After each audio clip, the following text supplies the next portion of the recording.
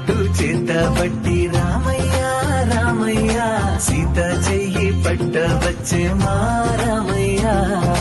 పెద్దలు వేసిన అక్షతలు, దేవుడు పంపిన దీవెనలు, ఇవిలో కుదిరిన దంపతులు ఈ చోట కలిశారు ఈ పాటికి.